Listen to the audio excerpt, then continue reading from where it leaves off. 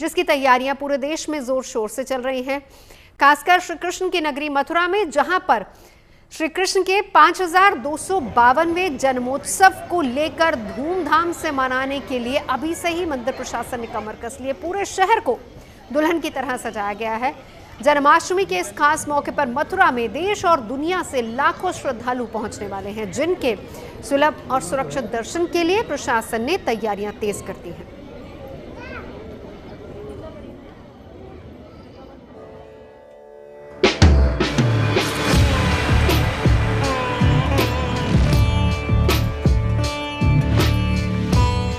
आया श्री कृष्ण जन्माष्टमी का पर्व तो सजने लगे मंदिर और सजने लगा शहर। ये तैयारी है श्री कृष्ण के 5252वें जन्मोत्सव को लेकर, जिसके लिए न सिर्फ पूरी मथुरा नगरी को दुल्हन की तरह सजाया जा रहा है, बल्कि श्री कृष्ण से जुड़े तमाम छोटे बड़े मंदिरों को भी बेहद खूबसूरती से संवारा जा रहा है। ये सजावट रंग बिरंगी लाइट्स और देसी विदेशी फूलों से हो रही है।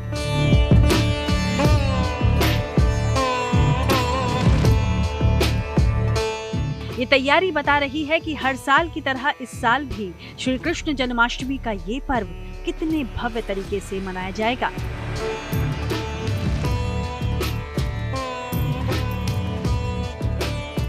ब्रज में 16 अगस्त को भगवान श्री कृष्ण का जन्मोत्सव मनाया जाएगा और ये श्री कृष्ण जन्म स्थान है, जहाँ पर अंदर जो है श्री कृष्ण जन्म स्थान के भगवान श्री कृष्ण के जन्मोत्सव की तैयारियां शुरू हो गई हैं। और पूरे शहर की बात करें तो पूरे शहर को सजाया जा रहा है, संवारा जा रहा है। जगह जगह पेंटिंग हो रही है, जगह जगह रंगाई पुताई हो रही है। जो भी श्रद्धालु यहाँ आए, भगवान श्री कृष्ण का जन्मोत्सव बड़े ही दिव्यता, भव्यता, सफाई और स्वच्छता के साथ मनाएं। इस बार भगवान श्री कृष्ण का जन्म द्वापर युग में भाद्रपद माह के कृष्ण पक्ष की अष्टमी तिथि को रोहिणी नक्षत्र में हुआ था। इस लिहाज से इस साल ये पर्व 16 अगस्त को पूरे देश में धूमधाम के साथ मनाया जाएगा। ऐसे में श्री कृष्ण की जन्मस्थली पर भी तैयारियों को अंतिम रूप दिया जा रहा है। श्री कृष्ण जन्माष्टमी के बारे में जानकारी देते हुए श्री कृष्ण जन्मस्थान सेवा संस्थान के सचिव कपिल शर्मा ने बताया कि इस खास मौके पर भगवान मेघधनु पोशाक धारण करेंगे, जिसे इंद्रधनुष के 7 रंगों का प्रयोग रेशम, जरी और रत्नों से तैयार किया गया है। साथ ही करीब 221 किलोग्राम चांदी का उपयोग कर गर्भगृह को भी निखारा गया है। वहीं इस बार जन्माष्टमी पर विशेष ये होगा कि श्री कृष्ण की जन्मस्थली पर दर्शन के लिए आने वाले भक्तों को भगवान सिंदूर पुष्प बंगले में विराजमान होकर सुबह 5:30 बजे से लेकर रात 2 बजे तक दर्शन देंगे। इस वर्ष लगभग 250 किलो चांदी का उपयोग करते हुए भगवान श्री कृष्ण के गर्भगृह को सुंदर स्वरूप प्रदान किया गया। भगवान के जन्म महोत्सव को सुंदर, सुचारू और भक्तों के लिए सुलभ बनाने के लिए जो भी उपाय हैं वे सभी पुलिस और प्रशासन के साथ मिलकर सुनिश्चित किए जा रहे हैं। ऑपरेशन सिंदूर से प्रेरणा लेकर भगवान श्री कृष्ण के पुष्प बंगले का नाम सिंदूर दिया है। करोड़ों करोड़ भगवान श्री कृष्ण के भक्त जो स्वयं दर्शन करने पधारे वो तो आनंद लेंगे ही, जो संचार के विभिन्न माध्यमों से सिंदूर पुष्प बंगले में विराजमान श्री ठाकुर जी के दर्शन करेंगे तो वह गौरवान्वित होंगे। जन्माष्टमी के इस खास मौके पर मथुरा और वृंदावन के मंदिरों में देश ही नहीं दुनिया भर से श्रद्धालु आते हैं, जिनकी संख्या हजारों में नहीं बल्कि लाखों में होती है। ऐसे में श्रद्धालुओं के सुलभ और सुरक्षित दर्शन के लिए मथुरा प्रशासन ने भी पूरी ताकत झोंक दी है। जिले के तमाम अफसर इस वक्त सड़क पर उतरकर तैयारियों का जायजा ले रहे हैं, ताकि मथुरा और वृंदावन आने वाले श्रद्धालुओं को कोई परेशानी उठानी न पड़े। भगवान श्री कृष्ण के 5252वें जन्मदिन के लिए मथुरा शहर में तैयारियां शुरू हो गई हैं और इस तरह की पेंटिंग पूरे शहर के सभी चौक चौराहों पर कराई जा रही है। शहर के अंदर आने वाले जो प्रमुख मार्ग हैं उस पर किसी प्रकार का कोई इंक्रोचमेंट न रहे। साथ ही साथ जो मंदिर के क्षेत्र में जो श्रद्धालुओं खासकर जो नो व्हीकल जोन रहता है वहाँ पर किसी प्रकार का कोई व्यापारिक प्रतिष्ठान अपनी तरफ से कोई अतिक्रमण न करें। उसके लिए व्यापारी बंधुओं को भी एक बैठक करके भी आगाह किया गया है कि इस तरीके से हमारा सहयोग करें, जिससे यहाँ की जनता और श्रद्धालुओं की सुविधा देती है। मथुरा ही नहीं, देश के दूसरे हिस्सों में भी श्री कृष्ण के 5252वें जन्मोत्सव को लेकर तैयारियां नजर आने लगी हैं, जिसकी एक तस्वीर राजधानी दिल्ली के ईस्ट ऑफ कैलाश में मौजूद इस्कॉन टेम्पल से सामने आई, जहां जन्माष्टमी के लिए शानदार पंडाल बनाया जा रहा है। इस पंडाल और मंदिर को देश विदेश से मंगाए गए फूलों से सजाया जा रहा है। वहीं भगवान कृष्ण के जन्मोत्सव के मौके पर 1008 प्रकार के व्यंजनों का भोग लगाने की भी तैयारियां की जा रही हैं। मथुरा से मदन गोपाल शर्मा और दिल्ली से आशुतोष कुमार के साथ bureau report, good news today. वैसे मथुरा की तरह ही देश के दूसरे शहरों में भी श्री कृष्ण जन्मोत्सव को लेकर तैयारियां जोर शोर से की जा रही हैं और इसकी कड़ी में दिल्ली के द्वारका में मौजूद इस्कॉन मंदिर में भी आज से जन्माष्टमी से जुड़ी तमाम तैयारियों का श्री गणेश हो गया है। 16 तारीख को द्वारका के इस इस्कॉन मंदिर में भगवान श्री कृष्ण का कैसा होगा श्रृंगार, कब अभिषेक होगा, किन किन व्यंजनों का भोग लगाया जाएगा, कितने लोग यहाँ पर पहुंचने वाले हैं, इसी पर देखिए मेरी ये रिपोर्ट।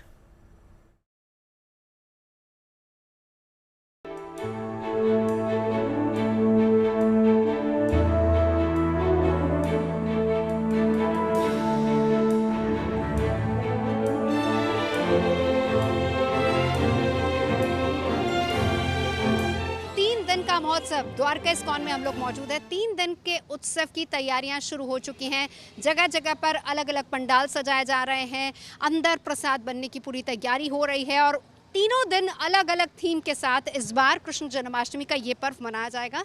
एस्टीमेट जो लगाया गया वो ये है कि इस बार 10 लाख भक्त यहाँ पर तीनों दिन में पहुँच सकते हैं और एक दिन में कहा जा रहा है, स्पेशली अगर मैं 16 तारीख की बात करूँ, कहा जा रहा है कि 3 से 3.5 लाख के करीब भक्त यहाँ पर पहुँचेंगे दर्शन करने के लिए, जिनके लिए लगातार प्रसाद बनाने की पूरी प्रक्रिया शुरू हो चुकी है। 3100 डिशेस इस बार बनाई जाएंगी, लेकिन एक्सक्लूसिवली अगर हम भगवान की बात करें तो 1000 किलो के 5 केक यहाँ पर बनेंगे। पूरी एक तरीके से टेबल सजी हुई है। ये सिर्फ और सिर्फ हम कह सकते हैं कि 8-10 डिशेस हैं, लेकिन 3000 के करीब डिशेस बन रही हैं। एक और चीज़ आपको बता दें कि हमारे साथ हैं केशव प्रिया, और केशव प्रिया ने दीक्षा ली है और केवल जो दीक्षा लेते हैं वही प्रभु के लिए प्रसाद बनाते हैं, लेकिन ये एक्सक्लूसिव डिशेस हैं जो इन्होंने अपने हाथ से बनाई हैं। वैसे 3000 डिशेस बनेंगी, लेकिन इन डिशेस में ऐसा ख़ास क्या है, मेरे को एक एक करके बताते जाइए। देखिए, मैं बताना चाहूँगी, अगर हम यशोदा माई की और राधा रानी की रसोई के बारे में बात करें जो गोलोक धाम में विराजमान हैं आज भी, तो भगवान की रसोई में कभी भी कोई डिश रिपीट नहीं होती। तो हम भी पिछले 6 सालों से वही एक परंपरा चलाते आ रहे हैं कि हम जो इस साल भगवान के लिए रसोई में उनके जन्म उत्सव पे व्यंजन बनाएंगे वो हम अगले साल नहीं बनाएंगे। तो पिछले कुछ सालों से हम डिफरेंट थीम्स के हिसाब से बनाते हैं। कभी हम इस बार का थीम क्या है? इस बार हमने जो लिया है बहुत ही सुगंधित मिठाइयाँ हमने ली हैं। तो सब में, हालांकि मुझे यहाँ तक खुशबू आ रही है, सब में एक जैसी खुशबू है या अलग अलग फ्लेवर्स दिए गए? ये सारे ही डिफरेंट फ्रेगरेंसेस के स्वीट्स हैं। अगर आप देखेंगे, ये गुलाब का घेवर है, आप देख सकते हैं इसमें बिल्कुल भी कोई प्रिजर्वेटिव नहीं है, किसी भी टाइप का कोई फूड कलर नहीं है। प्योरली गुलाब की प्यूरी से हमने इसको पूरा तैयार किया हुआ है और प्योर देसी घी के व्यंजन है सारे ही। इसके बाद यहाँ चलते हैं, ये है हमारा सैंडल का चूरमा। अच्छा, चंदन आप जानते हैं, तो ये चंदन का चूरमा है जो राजस्थान और नाथ द्वारा में बहुत ज़्यादा फेमस है, और जो घेवर है ये जयपुर की बहुत ज़्यादा फेमस डिश है। तो हमने हर एक डिफरेंट स्टेट्स। ठीक है, यहाँ पे आते हैं। ये उड़ीसा के केसर नारियल लड्डू हैं, बहुत ज़्यादा जगन्नाथपुरी में भी फेमस हैं। ये आज से जन्माष्टमी के लिए तैयार हो गया है। अराउंड 50 to 60 डिवोटीज मिलके डे एंड नाइट 24/7 सारा डिशेस। और ये केवल वही डिवोटीज हैं जिन्होंने दीक्षा ली है, वही केवल प्रसाद बना सकते हैं? जो भगवान के प्रामाणिक गुरु से दीक्षा लेते हैं उन्हीं को ही प्राथमिकता दी जाती है कि भगवान की रसोई में इवन प्रवेश भी कर सकें। और ये जो एक रीति है या रिवाज है, ये बहुत ही पुराने टाइम से, यहाँ तक कि मथुरा एंड वृंदावन में आज भी राधा रमन जी की और षड गोस्वामी के मंदिर में वही जा सकते हैं जो प्रामाणिक गुरु से दीक्षित हो। तो हमारे इस्कॉन में भी वही कल्चर फॉलो किया जा रहा है। हमारे साथ अर्चित दास जी मौजूद हैं। आपसे हम जानना चाहेंगे कि इस बार क्या तैयारियां आप लोगों ने स्पेशली यहाँ द्वारका इस्कॉन के लिए की हैं? हरे कृष्णा। तो इतना सुंदर महोत्सव है, करीब हम लोग प्रयास कर रहे हैं यहाँ पर कि 3 दिन का फेस्टिवल मनाने जा रहे हैं, 15, 16 और 17। 15th को जो है यहाँ पर भगवान को अधिवास होगा। अधिवास का मतलब है कि भगवान को जो भी हम पोशाक पहनाने वाले हैं, जितनी भी ज्वेलरी पहनाने वाले हैं, उनको पहले दिखाएंगे। जैसे कि बच्चा होता है, उसका बर्थडे होता है तो पेरेंट्स उसको दिखाते हैं, देखो हम तुम्हारे लिए क्या क्या लाए हैं, कल तुम्हें ये पहनाएंगे, तो बड़े खुश होते हैं। वैसे ही भगवान का पूरा अधिवास होगा, भगवान को समर्पित किया जाएगा, वो शो ऑफ किया जाएगा और नेक्स्ट डे मॉर्निंग से फुल फेस्टिविटी शुरू होगी। तो नेक्स्ट डे मॉर्निंग से सुबह 4:30 बजे से भगवान को ऑफरिंग शुरू हो जाएगा। यहाँ पे हम लोग प्रयास कर रहे हैं कि सुबह 16 तारीख सुबह 16 तारीख की बात कर रहे हैं हम, कि सुबह से ही रबड़ी प्रसादम बंटना शुरू हो जाएगा। यहाँ पे जो भी भक्तगण आएंगे यहाँ पर मंगला आरती सुबह 4:30 बजे स्टार्ट होगी। शाम को 16th को कोई पुहू और खुशी नाम के 3 बच्चे हैं जो कि इंटरनेशनल प्लेयर्स हैं सिंगिंग वाले, वो आ रहे हैं यहाँ पर, कीर्तन करेंगे, बहुत सुंदर, सबका मनोरंजन करेंगे इसके बहाने। और बाकी तो कीर्तन चलेगा, अभिषेक चलेगा रात में 9:30 बजे तक। दिन भर में करीब 1 लाख से 1.25 लाख भोगा ऑफरिंग तैयारी हो रही है हमारे यहाँ। तो हम सब लोगों के लिए प्रसादम बन रहे हैं, करीब हम लोग 8 लाख लोगों के लिए प्रिपरेशन कर रहे हैं प्रसादम का। सब फास्टिंग वाला प्रसाद होगा, व्रत का प्रसाद होगा, क्योंकि 99% इंडिया में कम से कम लोग फास्टिंग रखते हैं उस दिन। तो हम फास्टिंग वाला प्रसादम बना रहे हैं। उसमें आपको पनीर टिक्का होगा, है ना, और तो ऑब्वियसली पनीर तो भगवान तो दूध और पनीर के प्रेमी हैं, तो पनीर टिक्का चलेगा, रबड़ी चलेगी और कुटू के आटे की पूड़ी होगी, आलू की सब्जी होगी, डिफरेंट आइटम्स होंगे। करीब 35 से 40 आइटम बन रहे हैं, सब लोगों को डिस्ट्रीब्यूट किए जाएंगे खुलेआम। चलिए अगली अच्छी खबर मुंबई से, जहां पर प्रो गोविंदा लीग के तीसरे सीजन का आयोजन बहुत ही शानदार रहा है।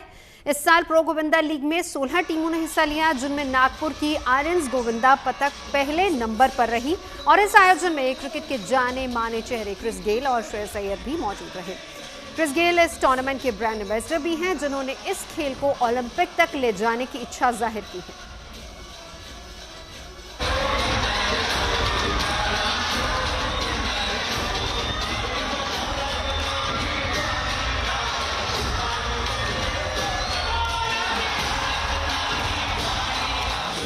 ऊंचे ऊंचे पिरामिड बनाने का ये खेल जोश के साथ होश का है और है बेहतर टीम वर्क के साथ संतुलन साधने का, जिसे पूरे महाराष्ट्र में जन्माष्टमी के मौके पर बड़े ही हर्षोल्लास के साथ खेला जाता है। मगर ये तस्वीरें हैं प्रो गोविंदा लीग के सीजन 3 के, जिसका आयोजन हाल ही में हुआ। सीजन 3 के फिनाले में 16 टीमों के बीच कुछ इस तरह जोर आजमाइश हुई, जिसे देख स्टेडियम में बैठे दर्शक भी रोमांचित हो उठे।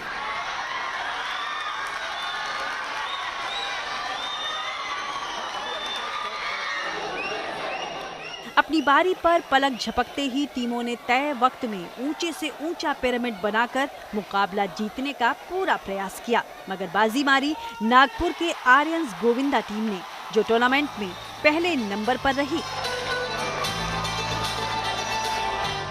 सभी को यही बताना चाहता हूं कि ये 3 दिन के उत्सव में 3200 खिलाड़ी जो है वो बहुत ही शानदार तरीके से यहाँ पर अपना खेल जो है वो प्रदर्शित कर रहे थे।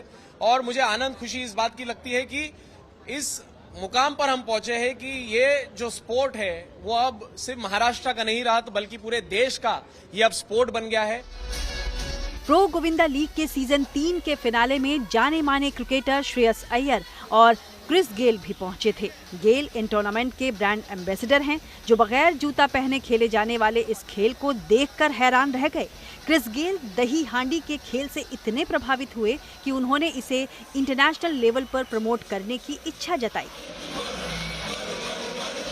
ये ऐसा एक ही स्पोर्ट है पूरे दुनिया में जहां पर जो खिलाड़ी है वो उसके पैर में जूते नहीं पहन रहा, और यही संस्कृति है हमारे भारत की, यही परंपरा है हमारे महाराष्ट्र की, और इसी परंपरा को, इसी संस्कृति को हमें अब पूरे दुनिया में लेके जाना है, जिसके लिए क्रिस ने मुझे विश्वास से कहा है कि पूर्वेश तुम और मैं मिलकर इस प्रो गोविंदा को, हमारे इस महाराष्ट्र के दही हंडी को एक इंटरनेशनल लेवल पे लेके जाएंगे।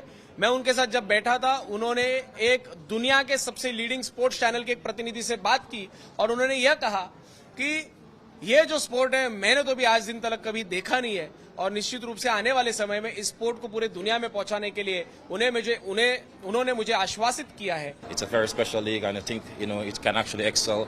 Season 4 can actually be bigger and better, and I'm sure you're going to see this sport as well, outside of India, and like I said, it's a global market for such a league.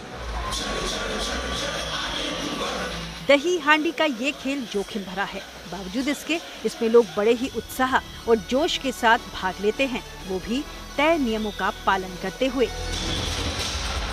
कितने दिन पहले से तैयारियां शुरू हो जाती हैं और कितने लोग मिल करके आप लोगों ने पथक लगाया था और कितने थर थे? पथक जिन्होंने एस्टेब्लिश किया वो ये है, ये आज भी एज ऑफ 53 में हम लोग के मंडल में एज अ बेस खेल रहे ग्राउंड फॉर्मेशन में, और इनका लड़का है आज जो आपने आप देखे रहेंगे, ये देखो मेरे पीछे है, वो आज ऊपर टॉप पे जा रहा है। सो बेसिकली हमारे मंडल का एक है कि एक जनरेशन के नेक्स्ट जनरेशन तक वो चीज पास ऑन करना। दही हांडी का ये खेल श्री कृष्ण की नटखट लीलाओं पर आधारित एक उत्सव है, जिसे खास तौर पर महाराष्ट्र में बहुत बड़े पैमाने पर मनाया जाता है, जहां दही हांडी के आयोजन में बड़े बड़े इनाम रखे जाते हैं। कई जगह राजनीतिक पार्टियां और सेलिब्रिटीज इसमें शामिल होते हैं। कई गोविंदाओं की टोलियां तो इस खेल की पूरे साल तैयारी करती हैं, ताकि जन्माष्टमी के मौके पर वो इस खेल को जीत पाएं।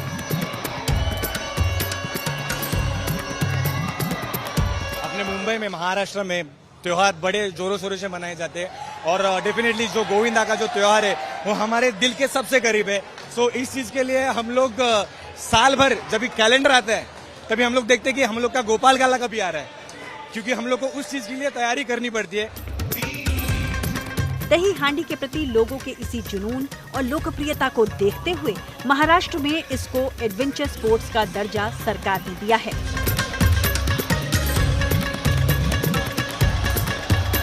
मुंबई से धर्मेंद्र दुबे के साथ bureau report, good news today.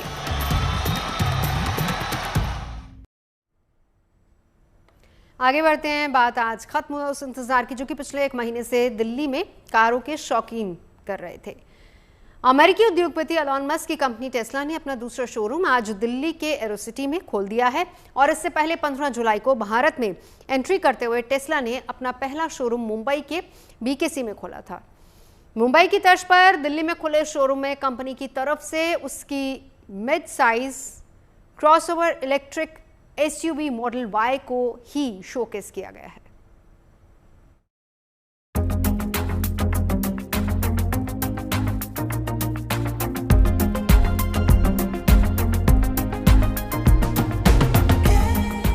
Delhi में गाड़ियों के शौकीनों का एक लंबा इंतजार खत्म हो गया।